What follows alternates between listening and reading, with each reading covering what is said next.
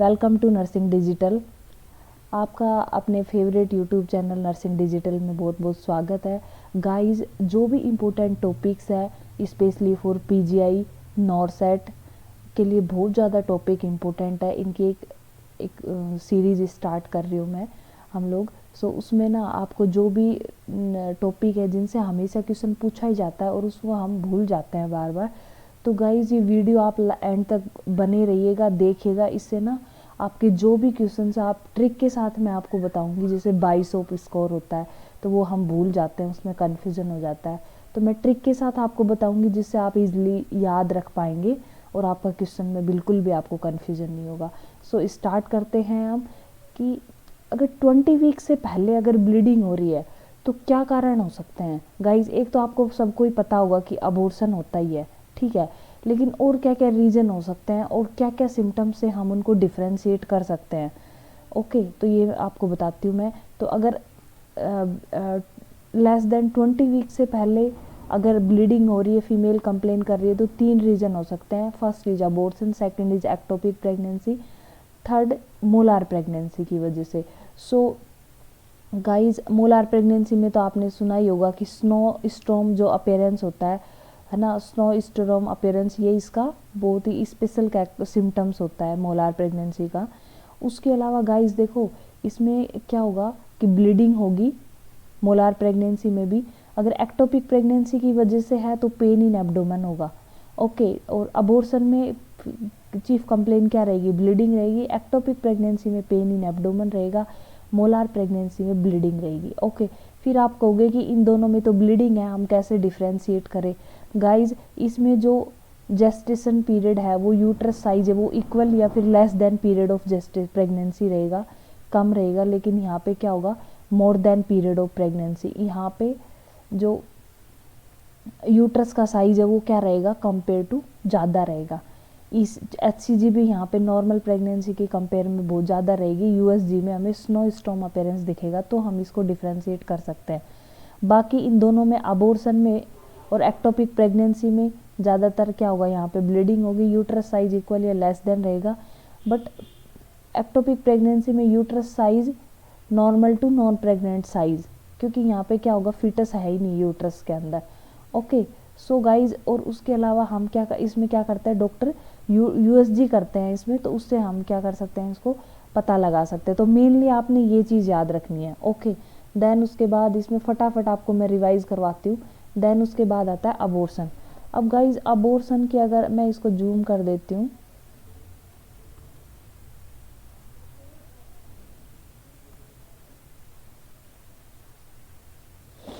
देखिए अबॉर्शन में ना, एक तो क्या होता है कि इंटरनल ऑस क्लोज होता है, एक होता है इंटरनल ऑस ओपन होता है। मीन्स आप कह सकते हैं कि सर्विक्स ओपन, सर्विक्स क्लोज, ठीक है। तो इसमें आप कैसे याद रख सकते हैं, इसमें बहुत कन्फ्यूजन होता है। अगर सर्विक्स या इंटरनल ऑस ओपन है तो इसमें दो ही है सिर्फ, जो कि आई पे ही है, इनएविटेबल, इनकम्प्लीट। ओके, इंटरनल ऑस जिसमें ओपन रहेगा या सर्विक्स ओपन रहेगा उसको क्या है, इनएविटेबल है और इनकम्प्लीट है। इनएविटेबल में क्या होगा, यहाँ पे जिस चीज़ को आप रोक नहीं सकते, इनएविटेबल, यहाँ पे जो भी इंटरनल ऑस है वो तो ओपन तो है ही, बाकी उसके अलावा यहाँ पे आप क्या ध्यान रखना, ब्लीडिंग प्लस पेन होगा, no out product of conception. Product of conception यहाँ पे क्या होता है, बाहर नहीं आता, ठीक है। बट इनकम्प्लीट में क्या होता है, प्रोडक्ट ऑफ कंसेप्शन आता है लेकिन वो इनकम्प्लीटली आता है और ब्लीडिंग प्लस पेन होगा, ठीक है। ब्लीडिंग प्लस पेन तो दोनों में ही हो रहा है, बट इनएविटेबल में क्या होगा कि प्रोडक्ट ऑफ कंसेप्शन बाहर नहीं आ रहा, नो आउट, बट यहाँ पे क्या होगा, प्रोडक्ट ऑफ कंसेप्शन आ रहा है इनकम्प्लीटली, और दोनों में क्या है, इंटरनल ऑस ओपन है।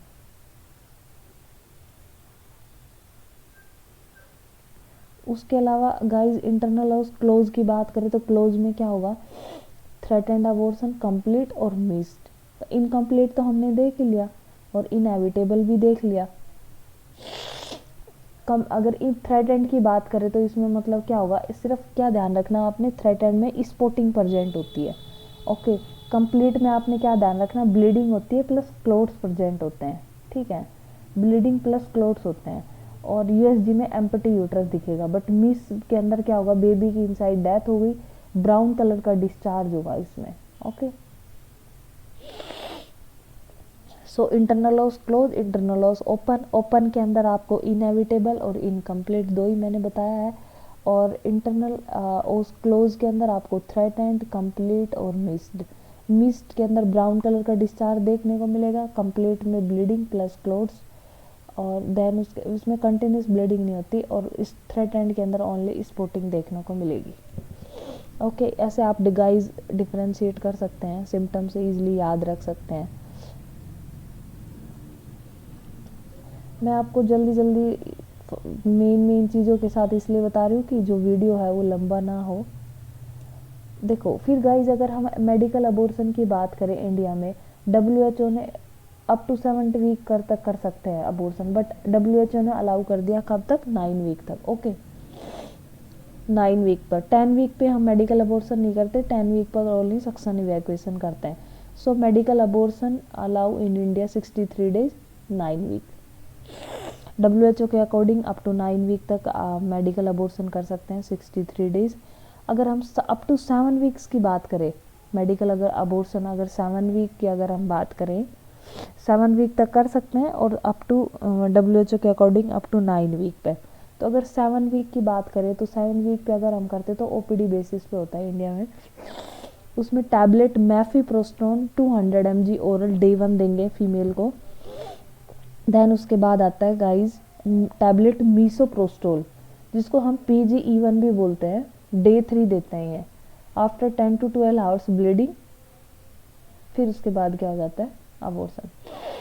तो डे 1 में टैबलेट मीफीप्रोस्टोल दे दिया 200 mg, डे 3 में क्या देते हैं, टैबलेट मीसोप्रोस्टोल देते हैं 400 mcg, 400 mcg देते हैं ओरल वेजाइनल बकल सबलिंगुअल, कैसे भी दे सकते हैं, oral buccal vaginal sublingual. Okay ये टैबलेट मैफीप्रोस्टोन हो गया डे 1, टैबलेट 200 mg ओरल, और डे 3 पे देते हैं टैबलेट मीसोप्रोस्टोल 400 mcg, PGE1 भी बोलते हैं। 10 से 12 घंटे उसकी क्या हो जाती है, ब्लीडिंग हो जाती है, अबॉर्शन। आफ्टर 2 वीक्स, 2 वीक के बाद मतलब डे 15 पे पेशेंट OPD में आती है, पेशेंट हिस्ट्री कितनी ब्लीडिंग हुई है, क्लोट्स दिखाई दिए थे, हिस्ट्री पर वेजाइनल एग्जामिनेशन।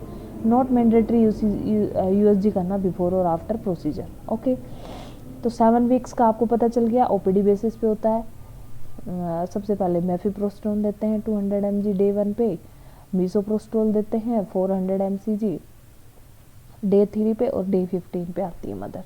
ओके देन उसके बाद अगर हम 7 to 9 वीक्स की बात करें, तो 7 to 9 वीक्स में क्या देते हैं, डे 1 और IPD पे यहाँ पे एडमिट कर लेते हैं पेशेंट को। डे 1 पे क्या देते हैं, मैफीप्रोस्टोन 200 mg ओरल, वही सेम टैबलेट मीसोप्रोस्टोल यहाँ पे 800 mg देते हैं ओरल वेजाइनल mcg।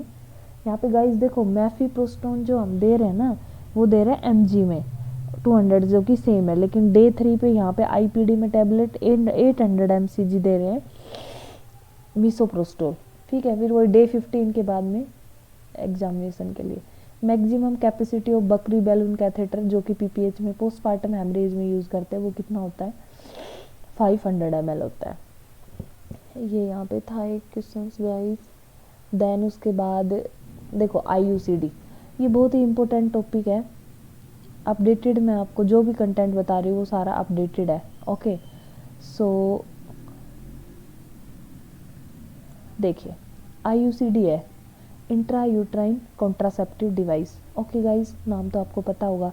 अगर हम बात करें समराइज करें अगर IUCD के टॉपिकों को, तो इसमें जो फर्स्ट जनरेशन है वो तो लिपस लूप आता है फर्स्ट जनरेशन के अंदर, जो कि आउटडेटेड है। ओके देन उसके बाद अगर first generation lips loop, second generation की अगर बात करें तो कॉपर कंटेनिंग डिवाइस आता है इसमें, जिसमें कॉपर प्रेजेंट होता है सेकंड जनरेशन में। सेकंड जनरेशन में देखो ये एक मल्टीलोड 375 है। जो भी कॉपर कंटेनिंग डिवाइस है वो किस में आते हैं, थर्ड जनरेशन में। जैसे एक कॉपर मल्टीलोड 375 है, 380 है, वो तो आपको पता ही है। तो जो 375 है गाइज ये नया है, देखो ऐसे फोल्डेड है, उसमें क्या होगा, ऐसे कॉपर प्रेजेंट है। आपको कंफ्यूज नहीं होना, कॉपर टी 380 में और 375 में। 375 में ऐसे फोल्डेड टाइप से आर्म्स है, लेकिन कॉपर टी में ऐसे टी का शेप मिलेगा। कॉपर टी 380 है, इसमें इसको पैरागार्ड भी बोलते हैं। इसमें जो सरफेस एरिया है ना वो क्या होगा, 380 mm² का होगा। इसमें कितना रिलीज होता है, 50 mcg पर डे क्या होता है, कॉपर रिलीज होता है। और अगर 375 की बात करें तो ये रिसेंटली ऐड किया है, इसका लाइफ स्पान 5 ईयर्स होता है, तो 380 का होता है 10 ईयर्स। 380A का होता है 10 ईयर्स, ए इसलिए लगा है कि आर्म में कॉपर है। ओके, लाइफ स्पान इसका 10 ईयर्स का होता है, ये काफ़ी बार क्वेश्चन पूछा गया है। 375 लाइफ स्पान इसका 5 ईयर्स का, pre loaded on insertion, so insertion is easy, arms are bent, expulsion rate less. Okay,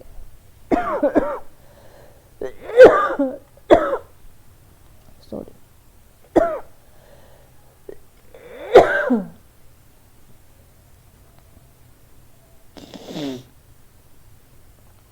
so guys, third generation की अगर हम बात करें तो इसमें क्या होता है, जैसे सेकंड में मैंने बताया आपको कॉपर कंटेनिंग डिवाइस 375 380 है। ओके, अगर थर्ड जनरेशन में आता है हार्मोनल डिवाइस, जिसमें आता है मेरेना, उसको LNG20, मेरेना लिवोनर्जेस्ट्रोन भी बोलते हैं। 52 mg होता है इसमें LNG, जो कि रिलीजिंग होता है पर डे 20 mcg। अगर 380 की बात करें तो उससे मैंने बताया कि 50 mcg पर डे रिलीज होता है, बट यहाँ पे कितना होता है, 20 mcg होता है इसमें लिवोनर्जेस्ट्रोल, और ये मिरेना LNG20 52। लाइफ स्पाइन इसका होता है गाइस 6 ईयर्स। ओके, ये याद रखना, मिरेना LNG और मोनल डिवाइस इसका कितना होता है, इस तरह की शेप में दिखता है, देखो मिरेना LNG20, ये कितना होता है, 6 ईयर्स के लिए होता है। ओके, नेक्स्ट हम बात करते हैं, इम्पोर्टेंट टॉपिक्स है गाइस सारे।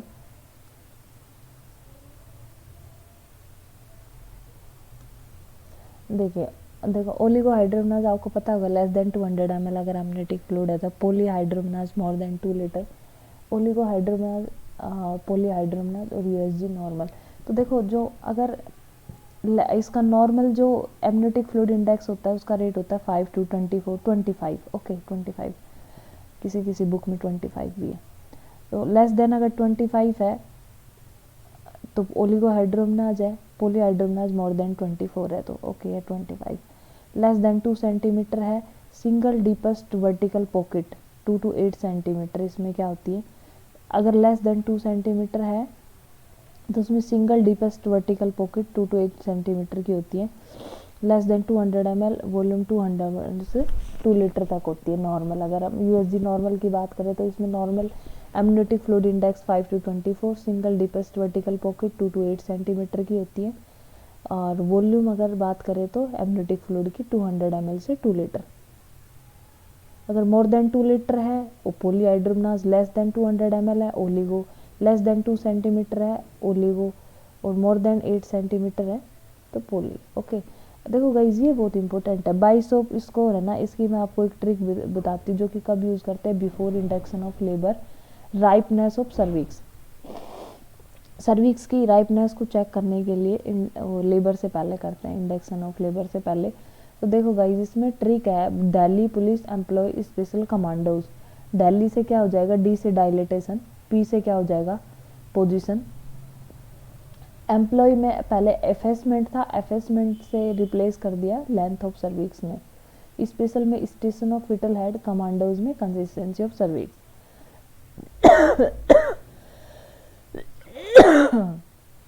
इफेसमेंट ऑफ सर्विक्स रिप्लेस हो गया लेंथ ऑफ सर्विक्स में, तो दिल्ली से क्या होगा, डायलेटेशन, P से क्या होगा, पोजीशन।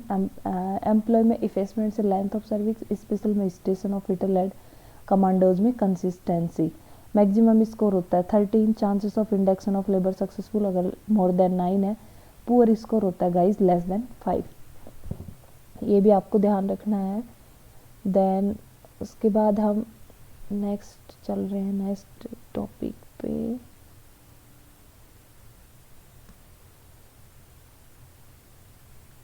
देखिए, अगर रेस्पिरेटरी सिस्टम की बात करें ना तो इसमें हमेशा हम लोग कंफ्यूज रहते हैं कि किन किन में क्या होता है। देखो एक ट्रिक है, ICTV मूवी, तो इसमें क्या होता है कि रेस्पिरेटरी सिस्टम में ये ड्यूरिंग प्रेगनेंसी ये सब चेंजेस आते हैं, सब में इंक्रीमेंट होता है। ICTV, आई से क्या होगा, inspiratory capacity, ICTV movie, IC से क्या होगा, इंस्पिरेटरी कैपेसिटी बढ़ जाती है। टाइडल वॉल्यूम भी बढ़ जाता है मूवी से, माइन्यूट वेंटिलेशन या माइन्यूट वेंटिलेशन भी क्या हो जाता है, बढ़ जाता है। सो पैरामीटर्स जो कि अनचेंज होते हैं, आईपीवी, आईआरवी। आईआरवी से बात करें तो inspiratory reserve volume, respiratory rate और क्या होगा, वाइटल कैपेसिटी।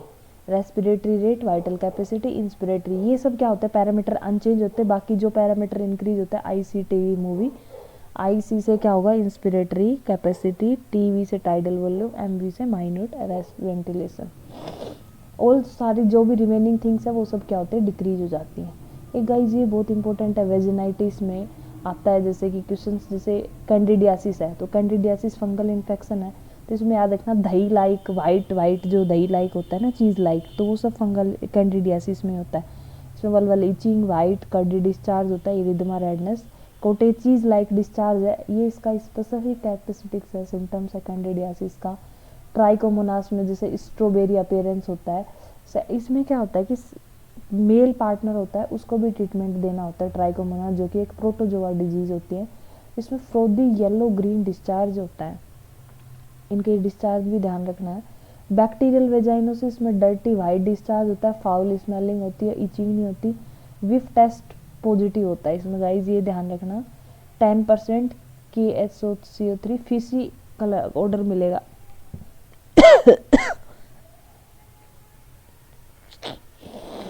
विफ टेस्ट पॉजिटिव 10% के इसमें फीसी ऑर्डर देखने को मिलता है।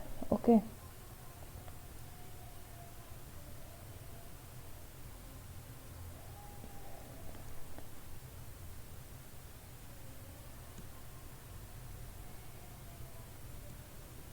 इसमें देखिए candidiasis most common in pregnant female, diabetes, OCP user, oral contraceptive जो भी यूज करते हैं, antibiotic, steroids, immuno compromise person.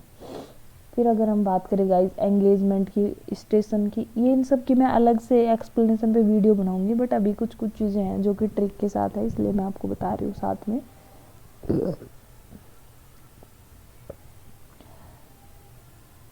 पर वेजाइनल एग्जाम स्टेशन 0 बिलो, उससे बिलो क्या होता है, +1 +2 +3 +4।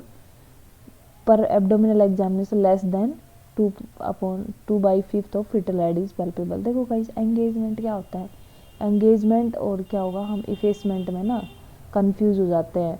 तो देखो एंगेजमेंट में बताते हैं कि जब भी जो भी हमारा लार्जेस्ट ट्रांसवर्स डायमीटर कौन सा होता है, बाईपैराइटल होता है 9.5।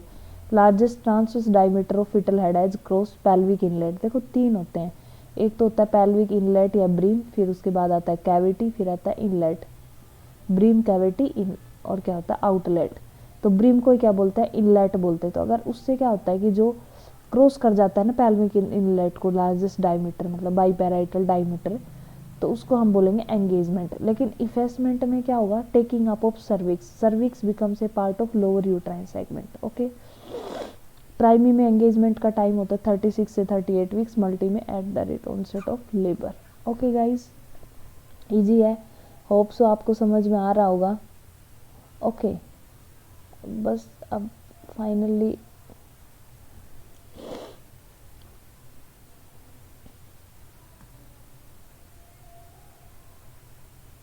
देखो गाइज आपने पढ़ा होगा मेनोपॉज के बारे में, आपको पता भी है, permanent cessation of menstruation period. Age India में 47 ईयर्स, वर्ल्ड वाइड 51, क्लिनिकली बोल सकते हैं 9 पीरियड्स फॉर 3 मंथ। टेस्ट करते हैं इसमें FSH LH बढ़ा हुआ मिलेगा, FSH more than 40 international unit, best test यही होता है। Decrease estrogen, decrease progesterone. Symptoms में आपको पता ही होगा, हॉट फ्लैशेस, ये हॉलमार्क सिम्टम्स है जिसमें हार्मोनल रिप्लेसमेंट थेरेपी देते हैं। और इसमें bone increase chances of bone fracture, osteoporosis, vaginal dryness, heart disease, anxiety, depression, sleep disorder. Osteoporosis का ड्रग ऑफ चॉइस है बिसफॉस्फोनेट। ठीक है, अगर आपको इसको डिटेल में वीडियो चाहिए इसके ऊपर पूरे जो जो चेंजेस होते हैं मेनोपॉज के ऊपर, तो आप कमेंट कर दीजिएगा, मैं एक उसके ऊपर भी वीडियो डाल दूंगी, वैसे मैं डालूंगी भी।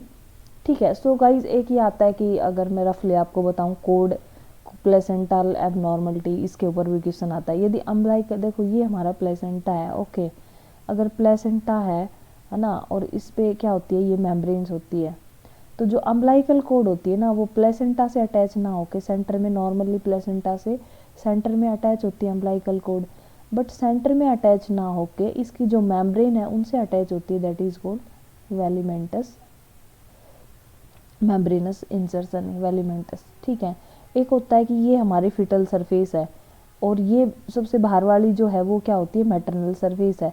तो फिटल सरफेस के बाहर और मैटरनल सरफेस के बीच में एक रिंग प्रेजेंट होती है, उसको हम क्या बोलते हैं, सर्कमवैलेट। मतलब एक सर्कल सा बन गया जो कि फिटल सरफेस को क्या कर रहा है, कवर कर रहा है, तो उसको हम क्या बोलेंगे, सर्कमवैलेट। ओके, देखो मैं आपको ईजिली कोशिश कर रही हूँ समझाने की आपको, कि आपको समझ में आ जाए। देन उसके बाद आता है सक्शन च्यूरिएट। तो इसमें क्या होता है, एक स्मॉल लोब ऑफ प्लेसेंटा होती है जो कि सेपरेट फ्रॉम मेन पार्ट। जैसे आप ये प्लेसेंटा है, ये इसकी ब्लड वेसल्स है, ये स्मॉल लोब ऑफ प्लेसेंटा, तो उसको हम बोलेंगे सक्शन च्यूरिएट। बैटल डोर में गाइज आपको पता होगा कि जो डोर होता है वो क्या होता है, एज में होता है। सो जैसे कि नॉर्मली यहाँ पे कोड जो होता है वो प्लेसेंटा की क्या होता है, एज में अटैच है, सेंटर में नहीं है, तो उसको बैटल डोर बोलेंगे। First 4 day lochia rubra due to RBC, यहाँ पे ब्लडी विद फीसी ऑर्डर देखने को मिलेगी। 5 to lochia serosa alba. Length अगर सी ए सर्विक्स की बात करें नॉन प्रेग्नेंट में 2.5 centimetre, 1.25 endo cervix, 1.25 ecto. Pregnant female में 4 to 5। Risk of preterm labour is increase where length of cervix अगर लेस देन 2.5 से कम हो। सर्विक्स डायलेटेशन, इट्स क्या होता है, जैसे जैसे सर्विक्स डायलेट होगी उसकी लेंथ कम हो जाएगी। Shape of cervix in preterm में क्या होगा, डिलीवरी में USG is like you. Cervix की अगर प्रीटर्म डिलीवरी है तो उसमें जो सर्विक्स की जो शेप होती है वो कैसी होती है, यू जैसी होती है। ओके, लास्ट है गाइस बस।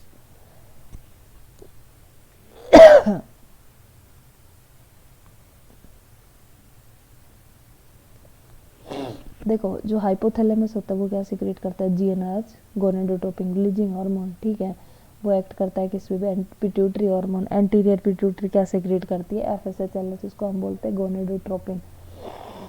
वो काम करते हैं किस पे, ओवरी पे। ओवरी क्या करती है, थीका सेल्स, ग्रेनुलोसा सेल, दो सेल सिक्रेट करती है। थीका सेल एंड्रोजन करती है जो कि टेस्टोस्टेरोन, और ये क्या प्रोड्यूस करती है, इनिबिन बी और ईस्ट्रोजन। देन उसके बाद जो एंड्रोजन टेस्ट एंजाइम होता है एरोमेटेज, जो कि हेल्प से टेस्टोस्टेरोन कन्वर्ट हो जाता है ईस्ट्रोजन में। गाइस उसके अलावा कॉर्पस ल्यूटियम क्या क्या बनाता है, इनिबिन ए भी फॉर्म करता है, ईस्ट्रोजन, प्रोजेस्टेरोन।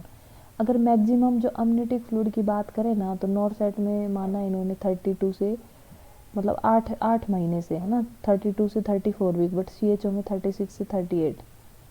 उसके अलावा क्योंकि गाइस वैसे तो 36 वीक में धीरे धीरे कम होने लग जाता है एमनियोटिक फ्लूइड, क्योंकि बच्चे की ग्रोथ हो जाती है। पीपीएच की बात करें तो नॉर्थ सेट में मोर देन 1000 ml इन रिले नॉर्मल हो या सीजेरियन हो, बट सीएचओ में मोर देन 500 ml। ओके,